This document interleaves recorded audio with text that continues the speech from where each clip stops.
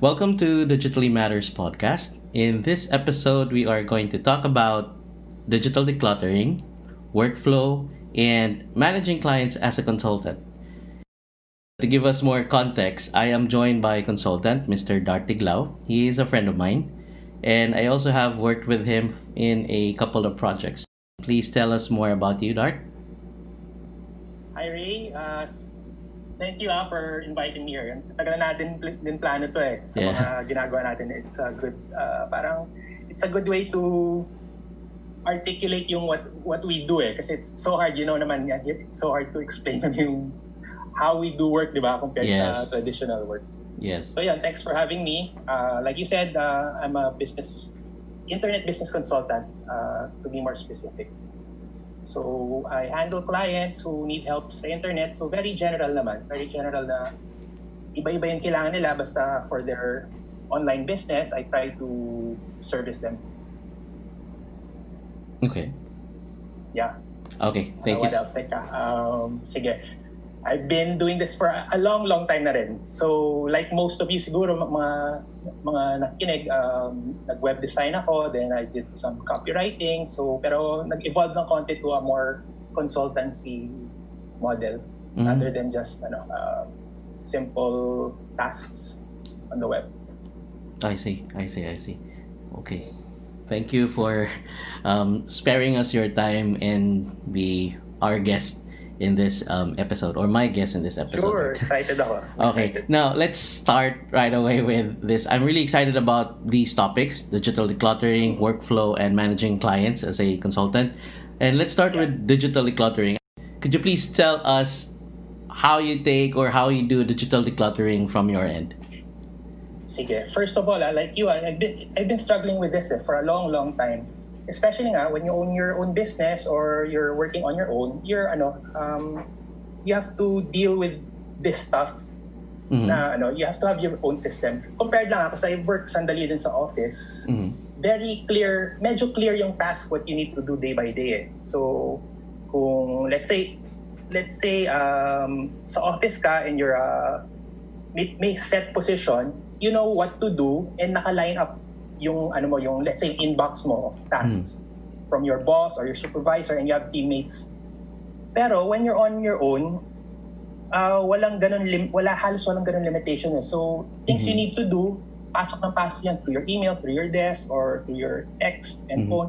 Barrage of information. So since I've been doing work on my own for a long time, it's been a problem for me na magulo yung files ko. I still have a lot of folder files. I still like it. Pero ngayon, syempre, karamihan is in my computer. So yun, it's been a problem sa akin. So I've been trying so many things right now. Lately, I'm only lately ko lang na feel na I'm starting to get a handle of it out of necessity. Because you can't spend your day organizing, di ba? You can't Yes. spend your day decluttering. Yes. You're doing decluttering so you can work more. True. Diba? You're being organized, not just for the sake of being organized. It's to produce more or to have more impact. So yun, sa system, sige. How about you? What's your experience ba what have you done so far sa digital decluttering before I go to my Okay. own, system? Well, from my end, we're talking about digital decluttering from our emails or on our Sige, emails, pwedeng right? Email, email muna. Very specific sa email. Actually, I recently just applied what I somehow learned from this minimalist photographer or film how do you call this? Film director, Matt Diavela, on YouTube. I follow him. And I like how his take on minimalism, how he practices it, and how he applies it in his content, in his video content, and how he presents the context, or how he presents the content. It's refreshing in a sense that it's not too serious. So I learned from him how he handles the email. Zero inbox is the goal, but more on the labeling. When you label them, and then I filter the emails. If they're not important to me, then go straight to to a folder, and then it will skip the inbox. It will go to the folder. It will not be archived yet, and only the important stuff and the starred, because I use Gmail, the starred emails will be shown on my inbox, or on the primary inbox. I got rid of the other tabs. I'm not sure what they're called right now, like the social, the promotions, and all that stuff. I got rid of that, and so what will show up are just the tasks I need to do for clients, for the important stuff, and then for bills, they already have like a lot of folders. I spent a month at least to at least get it started, but that's just me. It's really helpful, but sometimes I slack off, and sometimes I see a lot of clutters na. So it would help if I can learn more from you and how you do it. So yeah. Okay, right now may inimplement ako just a few weeks ago, and it's surprisingly, kasi I've tried so many inbox zero systems. Surprisingly, has been lasting for a week, more than a month na pala. Inbox zero. So nice. Before this, I've tried many things like very complicated labels, na folders, and even a lot of filters. I saw I have more than 100 filters pala. Yan, Gmail din dami. Filters to auto-organize things, but it never really helped sa akin. Okay, again, for decluttering in general organizations, it looks like kanya-kanya talaga. Yeah. Pero there are some things that help more people than some things. So yan. So caveat lang yan whatever I'm saying. Look, I've tried many things, but it's working for me. So what's working for me now, I got it from recent idol ko, si Tiago Forte. He's a personal knowledge management expert.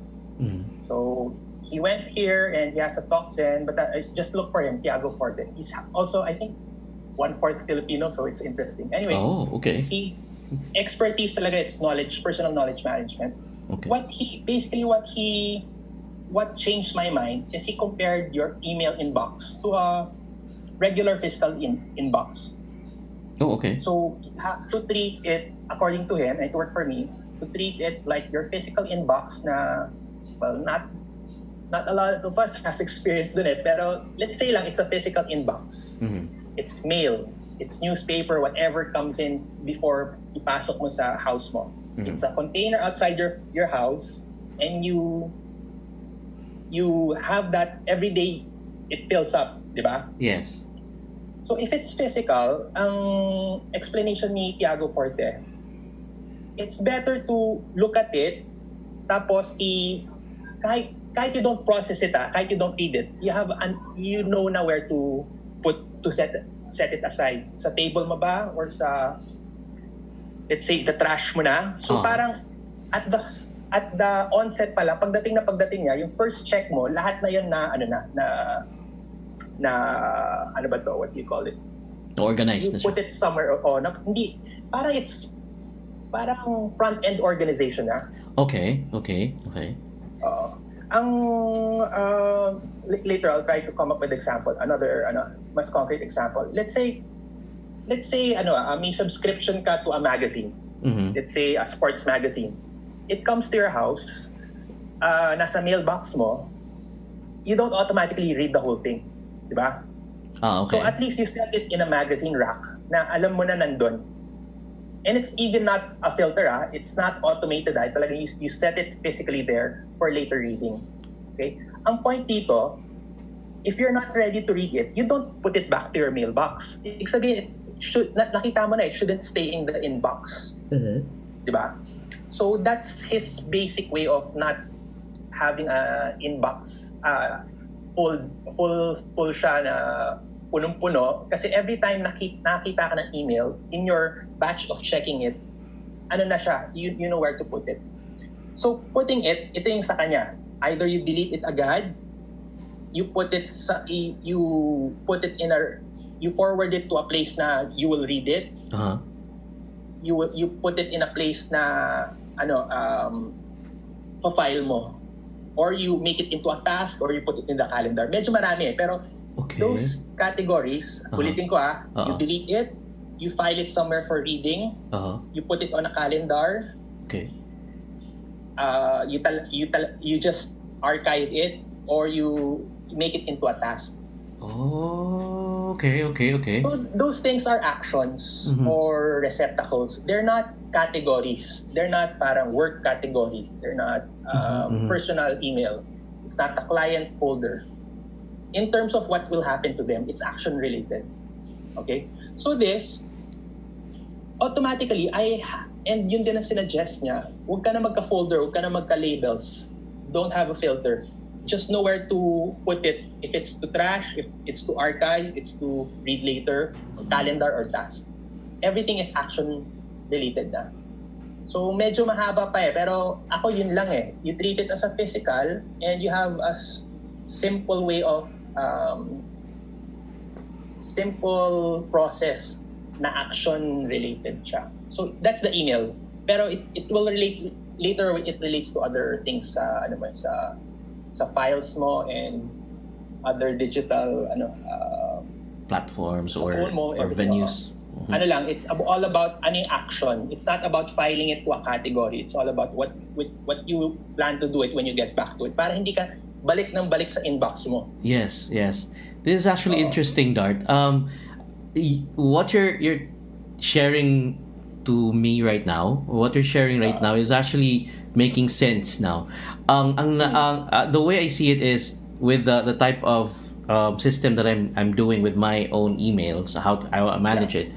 I still do have folders, but the way I see it, that it will be more efficient. Having heard your system is, I will clear everything. All emails will not go to the inbox. It will go to a folder. So ang takeaway ko from what you mentioned is, since it's action based, it's intentional. So they're just not going to appear there just because they sent it to your email. You will have the full control. Myself, if I want to check on the important stuff, I go to the folder of the important emails that I've already categorized. And if I want to, see if I got some emails from, let's say, from LinkedIn or from certain people that I know, that I hold important, I consider important, then I go to that specific folder. That itself is intentional, and it aligns to what I want to happen in organizing or decluttering. So parang I can make that or I can integrate what you're sharing to my own system, which is actually good. Yeah. Okay, it should be talaga. It should be your own system. Okay. Mahirap kasi I have the tendency to just try someone else's system and go all out, and it almost never works. Yes. Dahil nga no one can tell. Ito lalo na, it's a personal management, knowledge management. It's very personal talaga. So you can get some principles or even tips, but in the end, you have to mold it into your own. Pero yun nga, it's good pa rin to see why something is working for a certain person. Diba? And maganda pa rin if you have time to try out certain ways. Yes. For example, I'll come up with another thing. Yung what you mentioned a few times, yung important and not so important email, di ba? Yes. And that's isa pang isa pang I think it's a problema dyan. Can be a bottleneck din True. Si Tiago, again, back to him, sabi niya, everything, this is weird and it may take time to understand. Even ako, I don't fully get it. Pero sabi niya, basta if it went to your email na, spam aside, spam filters aside, it's probably, treat it na you will get to it anyway. So, in a sense, it's all important dahil umabot na sa'yo. Okay. Spam aside.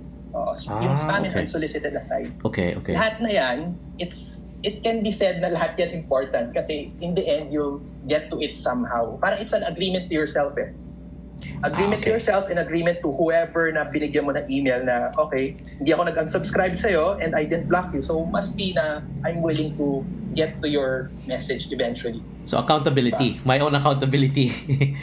Oo. And it's weird when you think of it that way, parang may agreement ka sa sarili mo na somehow, kung talagang babasahin ko na to eventually, and I set na what I will do to it. Hindi mo na defer na someday or diba? Mhm. It's weird eh.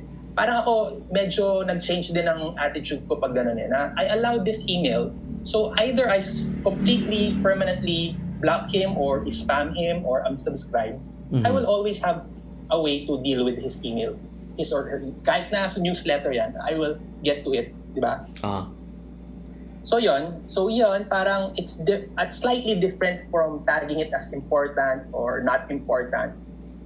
But again, itong style ko ngayon, I'm using this, medyo may privacy concern to pero this other app sa email, Unroll.me.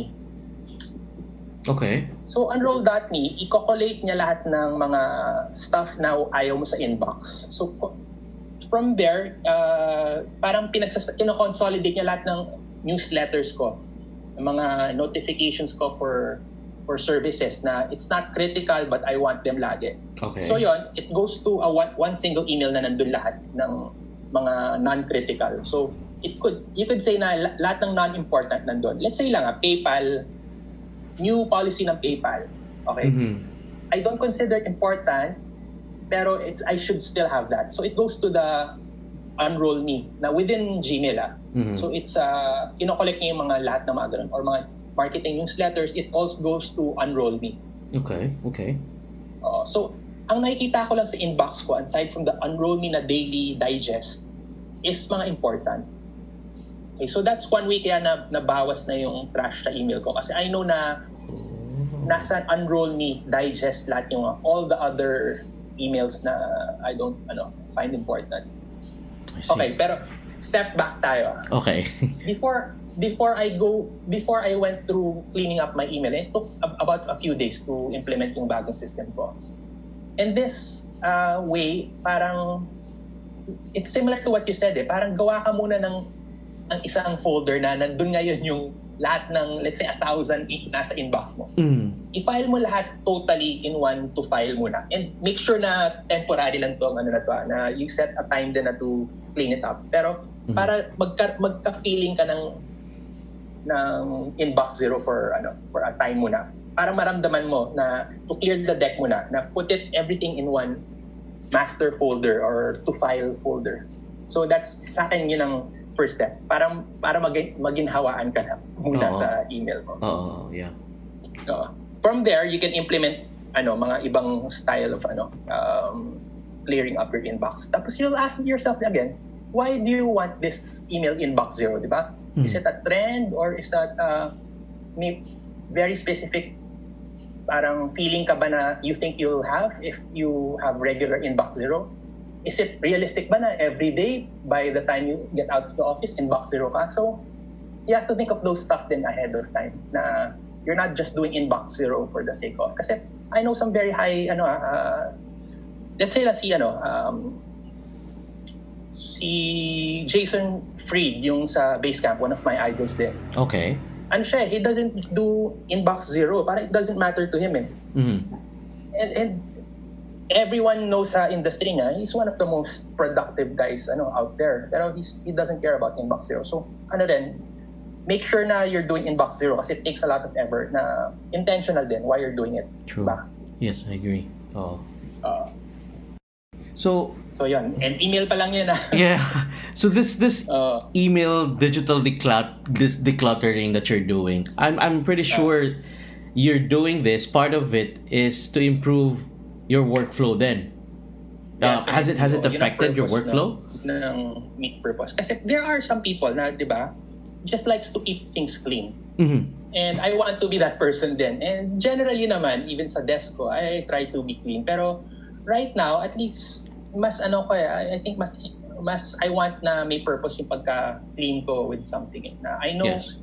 And I feel na I can accomplish things much faster, mas clear yung head ko. Pero again, some people can work very effectively kahit magulo. With all the mess, yes. I know people like that.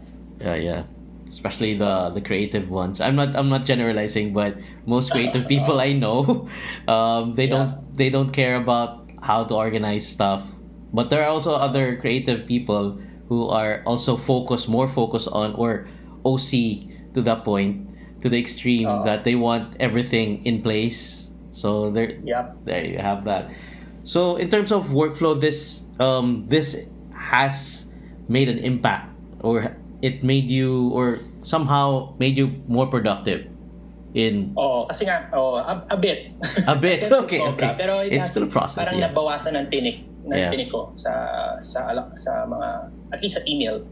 Alam ko na kasi kung ano gagawin for the email. Hindi kagaya dati, every time I go to it, it's stressful. Parang client request ba to, new client, or proposal, or what. Parang halo-halo nangyayari sa email box ko. And I defer it. I put it I hide it in a folder, I snooze it. Diba? Ang daming weird rules ako na paiba-iba. So ngayon medyo mas set yung rules ko sa email. And I'm wondering baka might be another topic, but I feel na magka-age tayo, diba, Ray?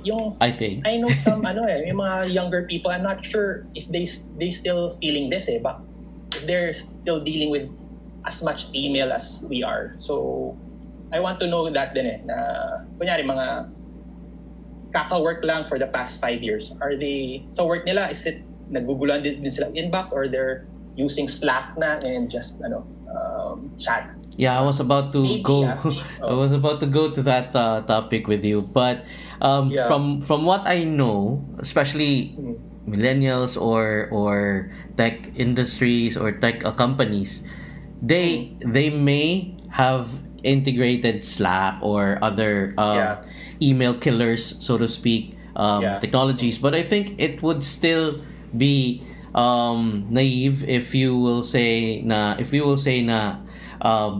email is dead, or we don't need email anymore, because in most technologies these days, if you apply or if you sign up for a newsletter or a new tool, they would require for your email, right? So you need to face that you would still have to use email, and if it's messy, then organize it. That's the instead of looking for an escape from the clutter of your email, face it and unclutter or declutter, and then organize everything. So that's what I realized. Really, I try to practice like Slack only, so that I won't have to go to my email and check it every now and then. But it's really not gonna work for me.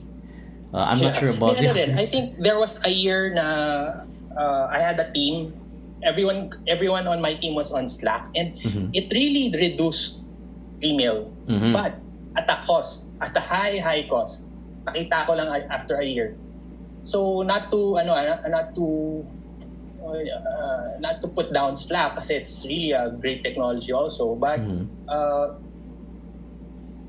yung fact na you just write down what you're thinking na without that, parang you have a time to formulate muna yung sasabihin mo, yung to articulate, to sit down and edit review what you're gonna say. Ang laking difference din. Actually, maraming na waste na time. Looking back na Slack lang kami instead of email. Sabit din niya ni I agree with siyempre si parang Elon Musk. Ganyan din siya. He hated chat, yung parang instant messaging, because kahit na mas tedious to have an email, parang it clears your mind. Yes. So mas there's lalo na pag nasa kayo, you're working on a project, instead of just blurt out what you're thinking, di ba? Kung mag-email ka, you'll think muna, do I have to say this, or what's the best way to say this, and in line ba to sa goal? Pero pag nasa Slack ka or nasa chat or even Viber, it's so easy to just say what you want, na not thinking na teka, it's may cost may attention cost of saying this, diba? True. So yun ang nakikita kong weakness sa mga sa chat. And it's my problem now. Mas sobra akong kasi I do a lot of my work sa Viber, diba? Even us, diba, when our projects marami on Viber. True. I find myself very inefficient when I coordinate tasks via Viber, but it's so hard. It's so hard yung temptation not to do that. Pero looking back, marami akong tasks na I passed through Viber na I should have clarified it more in an email. So that's something I need to work on. I have that similar realization too. Considering that I always, not always, but every now and then I check out Slack or other tools out there that um, people say that can help me improve my productivity or how I manage projects. I check them out every now and then. It's just that I came to realize just recently and really just be firm about this realization and want to see this through is um, even if you're going to use the best app out there to organize everything, but if your mentality is not set or you're just going to rely on the features of that tool, then it's just like email for you. So what I want to say is, even if you go to Slack, there's a lot of opportunities where you can still get overwhelmed as much or the same way you're overwhelmed with your email, because there will be a lot of channels, there will be a lot of threads, conversation, and guess what? It's similar to your email threads. So figure it out first. Figure it out for yourself first, or me. I'm talking to for myself. I need to figure out first how I treat emails or how I organize stuff in my life. That includes emails. Because as you already proven for yourself, I guess, if you are able to organize your workflow, how you manage your email and your communication with your clients and the people important to you through your email, then the need for Slack or for Viber or for other messaging apps might not be as much, right? You might not need it that much, and if you would still use email every now and then you consider different apps, then you're actually putting a lot on your plate instead of just focusing on or organizing your email. Make it work, make it efficient for you, and then if it works with your client or whatever you're doing, then at least you're focusing your energy. You save, as you mentioned, you save a lot of time. I'm also I'm like you. I think more than you, I like experimenting with so many tools that supposedly would help your productivity, diba? Di lang Slack, even yung mga small software to save time and track time, all that. I always like doing that. It wastes my time. Actually, ironically, those productivity apps waste a lot of my time. Pero exactly. Lately, may question ako I ask now Well, na helps me to choose. Will this app or will this system help me clear my thinking? Yun lang yung ngayon yung parang pinaka-question ko. Will this help my thinking? Diba? Ano ba to? Kung ano ba tong app ba to, will it help how I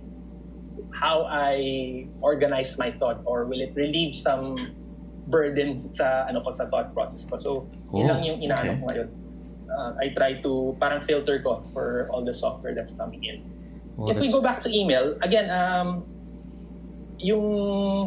if I forgot to say ang treatment ko ngayon, email is just a notification ngayon. It's a notification platform lang. Okay? So, if it's a notification platform, yun lang yung purpose niya for me. And yun yung natuto kay Tiago. Once na na-notify na ako, it should get out of the email na. It's not my filing cabinet, it's not my reading, pwede nga hindi rin, it's not your writing tool You write it on a Word or a notepad, then when you're ready, just gagamitin mo dun mo lang lalagay sa email. So, ang purpose niya lang to notify you and to send. Wala nang iba. So, yun, if you try that, parang each tool na you get or you try to install, parang very specific na siya. Okay. Very specific na yung purpose niya. So, that's one way of looking at it Kasi all our tools they're all trying to be everything.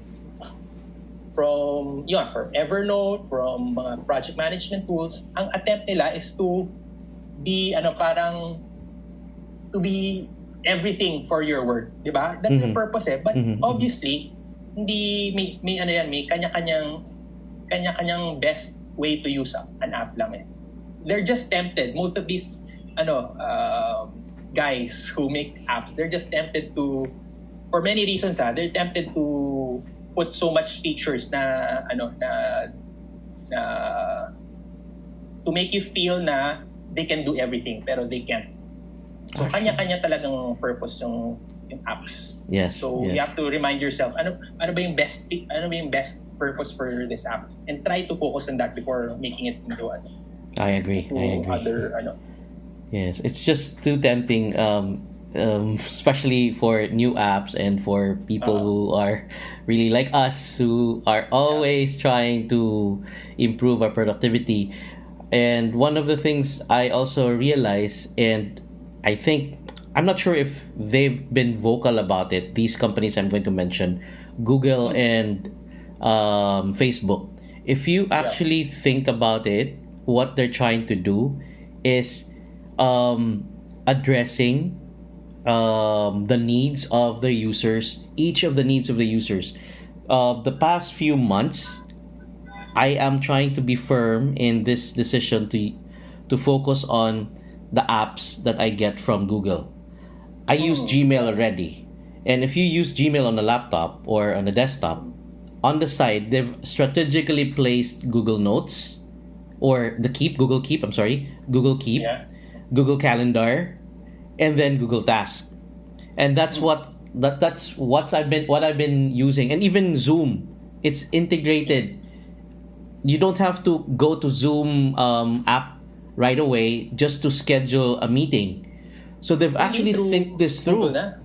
Yes, when you go to the calendar, you set up just like this one. When I ask for your email, I just schedule an event, and then there's an option, create a Zoom link, and then it will automatically, the moment you save that event and you selected a Zoom link or create a Zoom conference call, it will automatically create a link and whatever details that you need for your attendees, for the person intended. So it's really the ecosystem of Google is actually perfect. When I looked at it, I had a time because of this ECQ or GCQ. So it's really making sense to me now. And Google has been here, has been there for years, and that's what Facebook is doing right now. They're actually trying to do or introduce a feature on Pages to do email marketing as well. So just now. So I think these days what I'm using is Gmail. I organize my Gmail, and then I use my calendar, and then Google Keep. Although it doesn't have the features like Evernote or OneNote, I use it to store the messages, and it's really good. Dart, I've just realized this. When you create, let's say an event, let's say for this one, I created an event for our Zoom meeting. Other than being able to create a Zoom meeting right from the calendar itself, on the side, on the far left or no far right corner, if you want to create a note related to this event that you opened up on your laptop or on your laptop, you click on Keep or Google Keep on the side while the event is up, and then you create a note and write everything there that's related to that event. Then when you save that event, every now and then or every time you click on that event, whatever pops up on top of your screen will be the event related to that link, or the link related to that event, whatever notes you saved. So it's really, and even the task, it's related. So I was really parang blown away. I haven't seen this. It's because I've been trying to jump from one app to another, tried Slack, and then I actually blame you for this, Dart. I also been using ClickUp. I use Airtable and a lot of tools. I've been using Trello every now and then, but in terms of managing my life or my system, I use Google. I use Google now, especially storage. Oh my God. Ano talaga, ang galing talaga ng Google. Even the Keep, I used it for a time din I think some time ago, pero I stopped na. Pero in the end, I see this a lot of discussion about this. There are people, and minsan I'm part of it, na who just don't want to be what's the word? Beholden to a company, or they don't want to have full dependency on any company. Yes. And it's Google. I'm sure will last for a long, long time. Pero for some reason, and I feel this din, even ngayon mas Mac ako ngayon I use a lot of apps ng Mac kasi Mac ako. Parang I have this feeling na I shouldn't be that dependent on any one company or ano. And I'm saying this na matagal pa rin ako sa Google and yung sobrang Mac. But I'm seeing some logic to it na if something goes wrong, and aside from that, yung mga privacy issues na we still don't fully understand, maganda na you have a certain parang space to jump from one app to another, or your information you can take away easily. Yes, I agree. Diba? True. Parang nakakatakot kasi na to invest on one thing. Maganda, I think it's safe to have this mentality na anytime your system should be independent of the companies and apps you're using. Exactly. True. Good thing that I heard that from you, because that's what I also realized. And I dug deeper into that line of thinking, Lard. Let's say even in digital marketing, when they say don't put your eggs in just one basket, because what if that basket is going to be taken away from you? So in digital marketing, you propose, or you recommend to the client, just build your website. It's a paid platform. It's yours. But what if that host or that domain will be taken out from you, will be hacked or something? Something happens. It is still not a guarantee that you will keep that forever.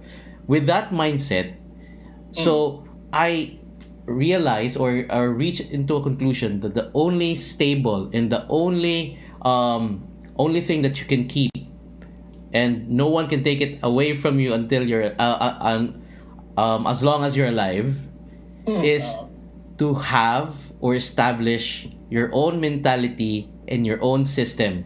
Because whatever tools will be given to you or taken out from you, if you have like already the mentality of an organized mentality, in I mean a mentality in terms of organizing stuff, structures, you can always reflect that or manifest that in whatever tool that you're using. Diba? So yun yung na-realize ko, that which is why I've found this new passion in terms of getting rid of toxic items or aspects in my life, minimalism, because it's keeping what's important to you. Tama. Diba? So, medyo, okay. It's good thing I'm hearing this from you, because I also heard about these apps, most of these apps from you. You led me to different people, and these people led me to different apps. So I indirectly blame you for that. Just kidding. And I'm the one suggesting now to have the least number of apps. That I'm trying to practice that. So with this type of, let's say, ang central I've been using is Evernote. I mean, it took me so long to get a handle of Evernote, and it's still something I don't like totally. Evernote. Pabalik-balik ako. Pero if yung kanina I mentioned control, and it's one of my central I keep coming back to control, whatever, if it's business or if it's your system, to have as much as control as you can. Medyo dictatorship dapat okay. Try to have as much control. For example, dati, I mean years and years ago, I would always opt for a free software, free app, diba? To do what I want to do. I didn't realize then na there's no such thing as free. If it's free, they're getting something from you in terms of attention or your private data or something. Even Google, diba? It seems most of its stuff is free, pero at a cost lahat yan. Yes. Okay. So now, I'm paying for Evernote. So yung control na yun, I have more control because I'm paying for it. True. So it's not total control, pero at least na-increase yung control ko with the information I'm putting there because you paid for of an agreement na binabayaran ko sila yearly, which is not bad naman. Medyo mura lang naman sila. Pero still, yung all the notes I'm taking down, it goes there, parang mas central repository ko yan. Pero I have a feeling na mas I have control with them dahil it syncs to my other stuff and it has a backup, it has an export feature, ganyan. Pero yung pa rin eh. If it's a free, like marami kasi parang Evernote eh. If it's totally free, let's say Keep, it's free, di ba? Parang in my mind, medyo may cost to eh. Yeah. It's free. Yeah. The control and the capabilities, the features. Nakakatakot, and we can't naman spend our time being paranoid. Pero diba, at least we have to think about that sometimes. Kasi iba na yung mundo ngayon eh. Yes. Years ago, you don't have to think about this stuff eh. Diba? True. Pero ngayon, you have to have that eh. Again, Evernote is not perfect and sobrang clunky niya. Pero at least siya ngayon yung parang main repository ko. If we go back to email, if something I want to read, I don't read it sa Gmail ko. I forward it to Evernote. Oh, okay. And alam ko Same here. lagi yun. Yes. Nandun na lagi outside of email. Kasi yung experience ko, if I read it sa email, I'll be not in a good mindset to really absorb what I have to read kung it's a long email, di ba? So kung nasa Evernote, parang ang agreement ko sarili ko, nasa Evernote yung importante kong kailangan basahin. O yun. Okay, well, that was... So how about how about with your clients? How do you manage your clients? You also introduce these systems or your mentality towards tools? Do you also use, or is this also useful for you in terms of managing clients? Yeah, that's a good question. Kasi I'm trying to, aside from what service I'm giving them, I'm trying on the back end, I'm trying to educate them to be more, be more intentional nga with the information or the use of their apps, all that stuff. Parang, itinatrain ko sila in a way na, for example, sige, file naming, napaka-basic niyan. Sa akin, napaka-basic. Pero I see it all over, even sa mga matagal na sa IT guy na yan, or knowledge manager na siya, or whatever. Or if you're gonna save a Word doc, ikaw rin, how would you do it? Kunyari, a client, let's say, sinend niya sa'yo is profile, company profile. How would it look like? Yung exact name file. Would you keep it? Pag kanya email niya sa'yo, yung company profile niya. If I keep and just use whatever file name that the client used, no, I would rename it. Sa ano mo? I would rename it. I would rename the file name and Tama. And how would you rename it? Depending on the type of organization or structure that I manage projects, I put it in specific folders if that's how I manage it, and then make sure that it's numbered or so that I won't have to sort it. Let's say it needs to apply or to be relevant to my own system. Sige, ito medyo different sa akin Okay. Kasi that happens all the time sa akin Magpapadala silang file, whether through Google Docs or sa email. Yes. Let's say, again, company profile, XYZ company. I asked for it for their profile, or basta I got their Word document, and it says XYZ, tapos yun lang, xyz.doc.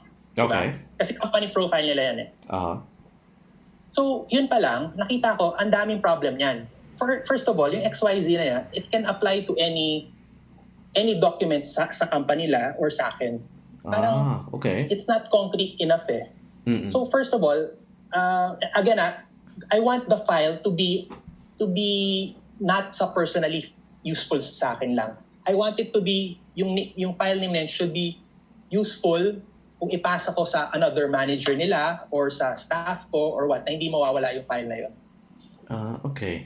So that means a few things. Dapat lalagay ko yung company doon, of course, the name XYZ. I need to put company profile. It means the type of company yon.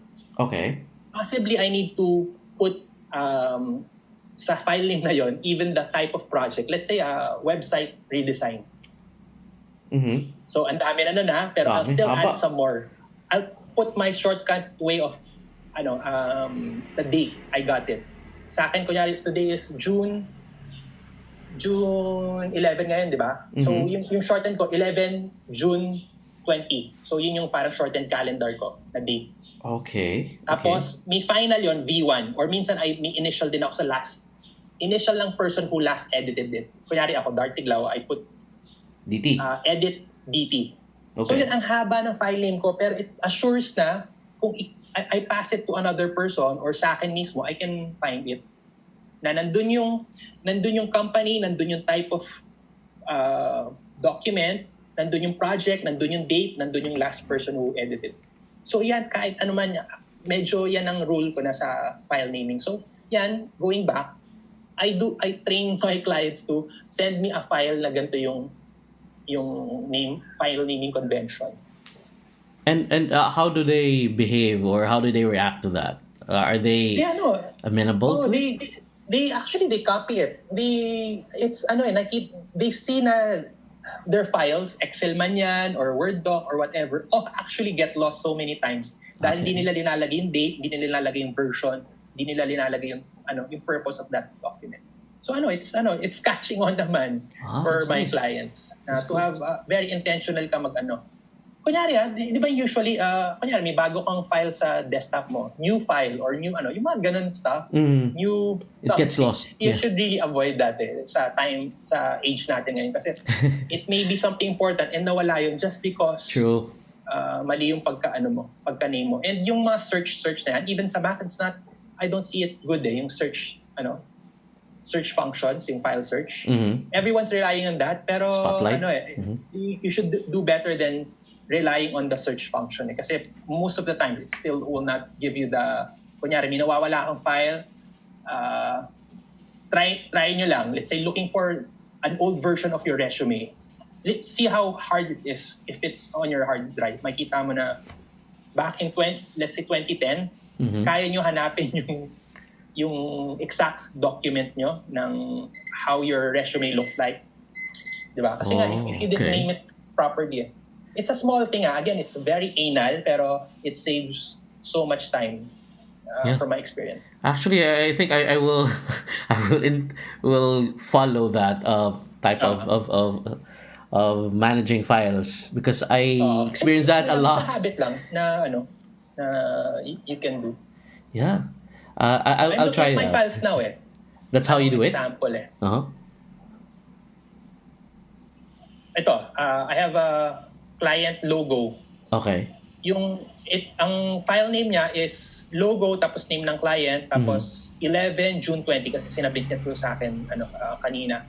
So yun lang, logo, then it's even shortened. I didn't even put the version or edits pero at least I know I can differentiate from other logos ng company na to na they've given me throughout the years kasi matagal na silang client sa akin. Just that, it's that simple na nandun yung date, nandun yung So how would it look like? How would it exactly look like? Let's say is it going to look like this one? Let's say logo dash or backslash, then the name of the company, then or the name of the brand backslash, then the date. Is that how it should look like, or instead of the backslash or forward slash, just use the dash? How do you space lang sa akin. File name lang just to, a space. Walang mga dash. Yes, just a file space. Name lang naman. Okay. So space lang between that. Okay. So you don't. Okay. No characters, no special characters. Okay.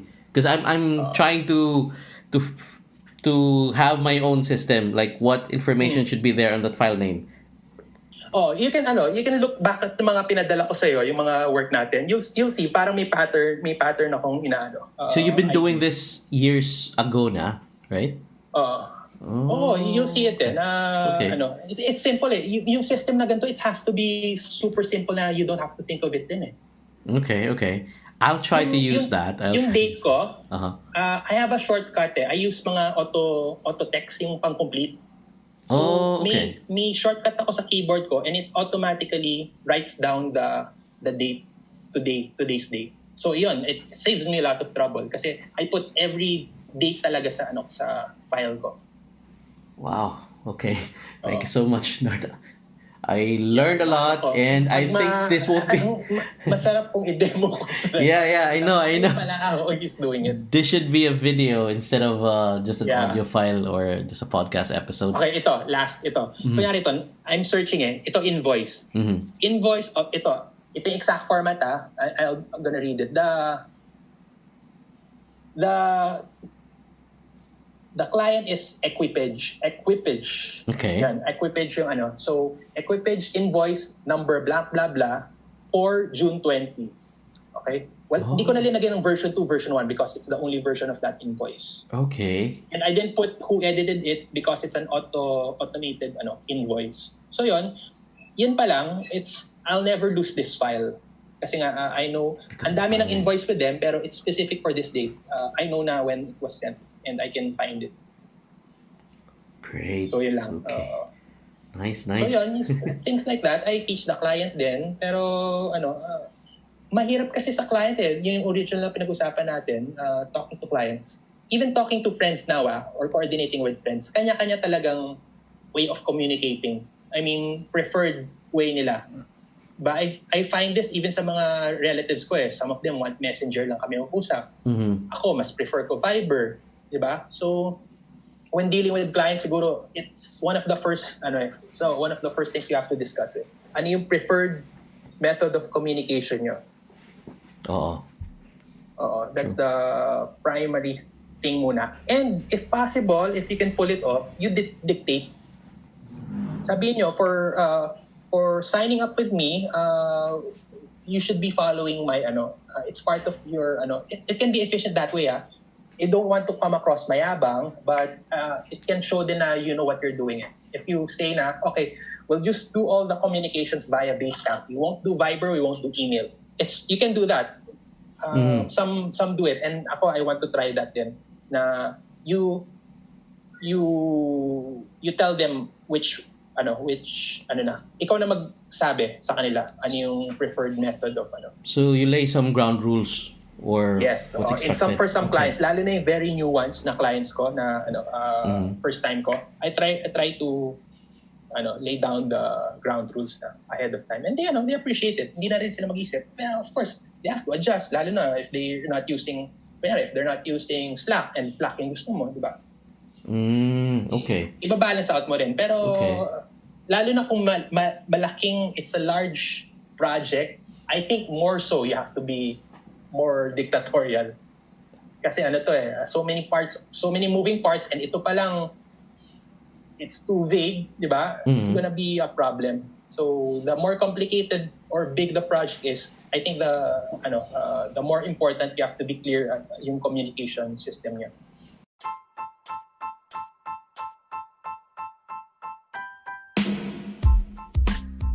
So that wraps up our show.